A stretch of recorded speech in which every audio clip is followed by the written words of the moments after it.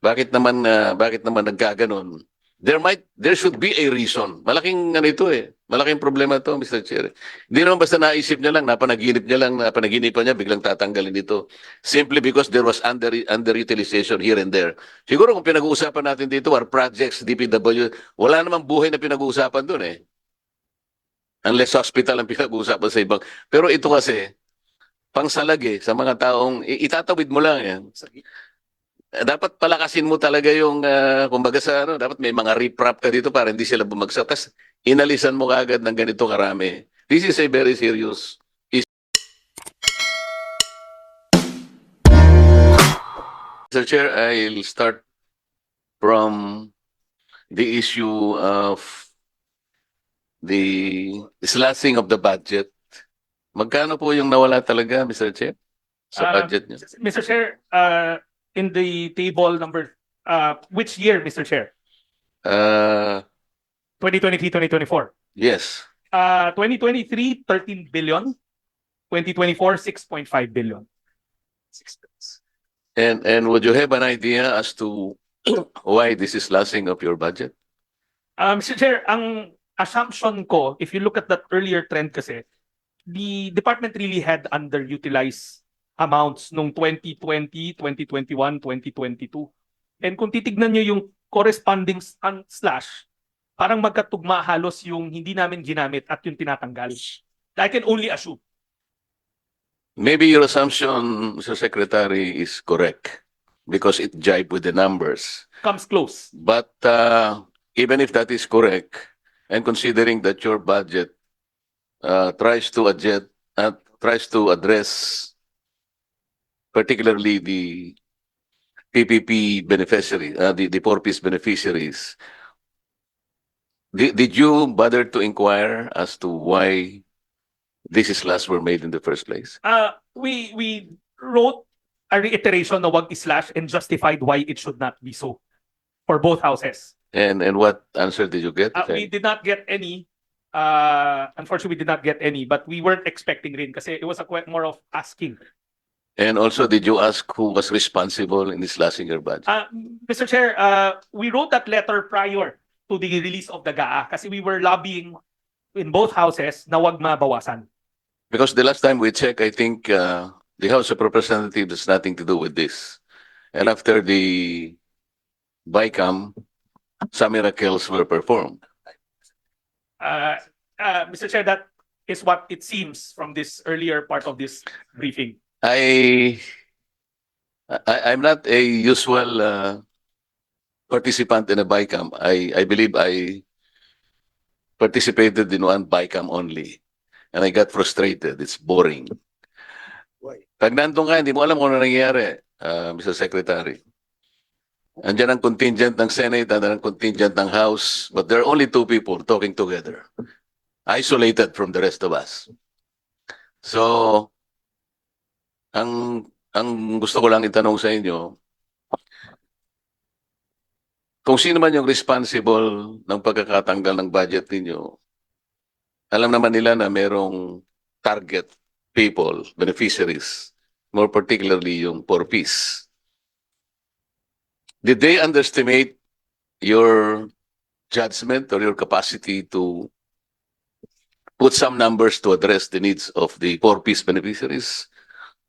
Mr. Chair, I think I can only assume again that at the time of the hearing, even in both hearings, mababa talaga yung utilization namin. Nasa 30%, 17%, because we were cleaning the list. But we kept on repeating, and the minutes will bear me out on all the budget hearings, that I kept on assuring our policymakers na ma-reach namin yung full disbursement because talagang we had a dedicated team doing the listing, the clearing. So we were very confident. I believe you, Mr. Secretary. As a matter of fact, when you were appointed the Secretary of DSWD, I thought that was the best decision the President ever made. Thank you. Ngayon, ang tanong, ikaw na yung nandun eh. Okay, palagay mong wala na tayong sisisiin kung ano man yung mga nakaraan, di ba? Merong, siguro, hindi naman sinasadya yun, talagang gano'n. Nagka-problema yung iba. So, nagkaroon ng underutilization. But will you utilize that particular issue only para tanggalin mo yung budget, especially now na merong itinalagang secretary who's serious enough to do his job and to address the problems Mr. as he see fit. Mr. Chair, I have to give credit where credit is due, and not because Congressman Tulfo is here. He started the cleaning of the list. Yes, I know that also. During his time, there was an honest to goodness effort to Yes. clean the list. And they should have, well, we were hoping that the policymakers saw that effort. Sineryoso talaga yung paglilinis ng listahan. And considering that there was already a serious effort going to this direction, like for example, Secretary, now Congressman Tulfo did his best also until you succeeded him. Bakit naman dahil lang sa perceived low utilization ng budget ay inislash yung ganito kalaking pera? Kaya ako tinatanong, are they questioning the integrity of the numbers? Kasi buhay itong mga ito eh. Palagay na natin talaga merong underutilization. But are they supposed to correct a mistake by another mistake, Mr. Secretary? Well, sana hindi ho. Because like we said, we gave the assurance, and during budget season, babalik ko ulit ako dito eh. At matatanong ako ulit na bakit yung pinangako mo hindi pa rin nangyari. Kaya nga pinanindigan talaga namin na ituloy yung paglilinis at seryosohin yung paglilinis. We were probably hoping that they gave us the chance to show full utilization. Total, at the end of the day, babalik kami sa Kongreso to ask for money. At makikita nyo ulit kung noong 2023, hindi namin na-utilize. Then, walang credibility yung hiningi namin ng leeway. 400 or 800,000 households, equivalent to something million four-piece beneficiaries. Yung four-piece PPP, Pantawid Pamilyang Pilipino program, talagang tawid lang eh. So, with this, talagang itatawid mo lang. You are not even sure how far you were able to tawid him. Baka nandun pa rin siya ng edge, di pa siya nakakalayo eh. Pagkatapos, biglang tinanggal itong 8 or 9 billion pesos. What is the quality of the tawid system now? Are you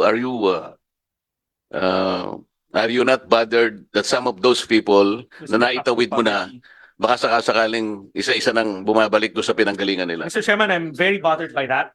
We are very, very bothered by that. And that's why we, for the record, and I guess it's subject to another hearing, and that's why we welcome the near poor program, the AKA program. Kasi that's really meant as a crutch for the near poor. I'd like to think na pag non-poor ka dito, hindi ka naman sobrang yaman, nandun ka lang barely making it in that poverty threshold. And one shock, baka bumalik ka ulit sa ilalim. So, that's a separate topic altogether, but bothered, definitely very bothered. Yun nga, Mr. Chair, Mr. Secretary, ganun kabuway yung foundation ng program na to eh. Konting galaw mo lang to, baka bumagsak siya uli. So, dapat sana kung sino man yung responsible sa gumawa nito, inisip niyang mabuti ito eh. These are 4 million Filipinos who are supposed to be underprivileged na kung kinakailangan suportahan talaga. Ngayon, maring sinasadya niya, maring hindi. Mr. Chair, paano ba natin malalaman kung sino yung responsible dito?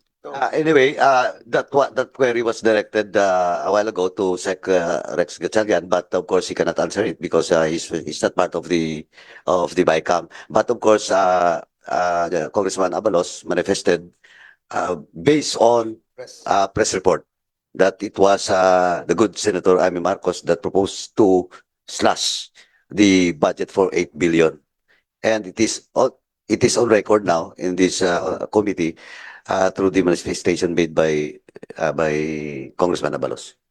No, but in fairness to Senator Amy Marcos, Mr. Chair, we cannot make any judgment based on press reports. No? Siguro ang pwede natin gawin, let's make an official inquiry. Paano nangyari yun? Because the good secretary might know that my party list is SAGIP.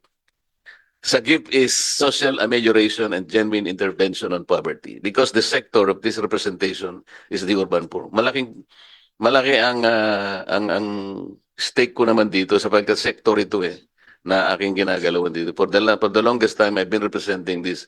Bakit naman nagkaganon? There should be a reason. Malaking ano ito eh. Malaking problema to, Mr. Chair. Hindi naman basta naisip niya lang, napanaginipan niya, biglang tatanggalin dito. Simply because there was underutilization here and there. Siguro kung pinag-uusapan natin dito are projects, DPW, wala namang buhay na pinag-uusapan doon eh.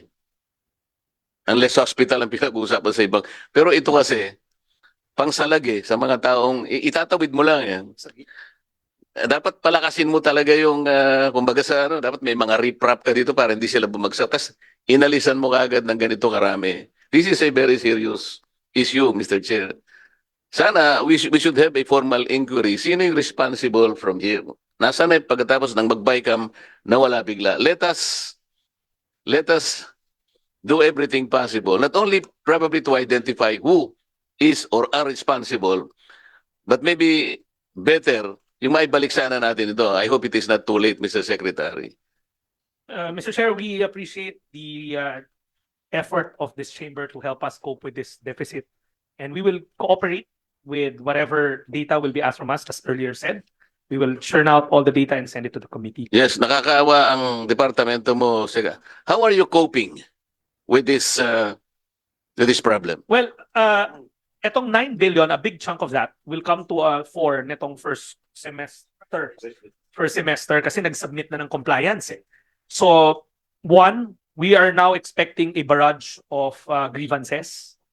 Na kompleto na kami, bakit hindi pa kami nababayaran? But more than anything, ang worry namin is the credibility of the program. Once a program is destroyed sa utak ng isang tao na hindi siya maaasahan, then ang worry namin, it might take time to recoup the reputational damage to the program. So we are working against time. That's why nung sa slide sa January pa lang, nagpunta na kami sa DBM. I spoke to Sec Mina. We're trying to find a solution even before the train hits us.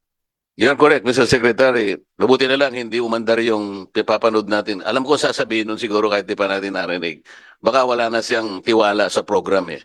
Kapag yung tao kasi nawala ang tiwala sa program, medyo mahihirapan na tayo. Kapag ang tao tiwala sa program, kahit naghihirap tayo, kayang-kaya mong ilaban yun eh. Because people still believe in the program. Di ba, Mr. Secretary? You're right, Mr. Chairman. In fact, I keep on pointing to them, nasa likod ni Sec Kimbo yung SNPP. They're a group that represents NCR-based, no? Or Greater Metro Manila-based nationwide beneficiaries. Dahil kami nag-uusap. In fact, we have arguments kung bakit ma-exit. But at the end of the day, we always leave the room saying na we'll keep on studying. They're part of the group that pointed out the moratorium. They're part of the group that also pointed out the delays. Yung unseen na tawagin namin, yun wala na lang bigla. Dahil sa kanila rin yun. And ang worry ko, alam rin nila to, na tutuligsain rin sila as the officers kung bakit hindi nabayaran. O pinangako na may moratorium, pinangako na nabalik, pinangako na mag-submit, babayaran. So, worried rin kami, pare-parehas. Kasi nag-submit na ng compliance, doon ako na, I'm a bit worried with that. Kung ang tao nag-submit, ibig sabihin done na siya sa assignment niya, our assignment is to credit it to their accounts. And alam niyo ng SNPP, we've had numerous meetings on the moratorium, on the targeting, on the retroactive payment, pati yung unseen na tawagin namin, yun wala. Pinag-usapan namin yan extensively. We fully sympathize with your predicament, Mr. Secretary. And if anything that you can suggest that this committee will do, please suggest. We will, Mr. Chairman. We'll collate ways forward also that maybe the committee can consider as a means to move forward. Thank you, Mr. Chair. Thank you.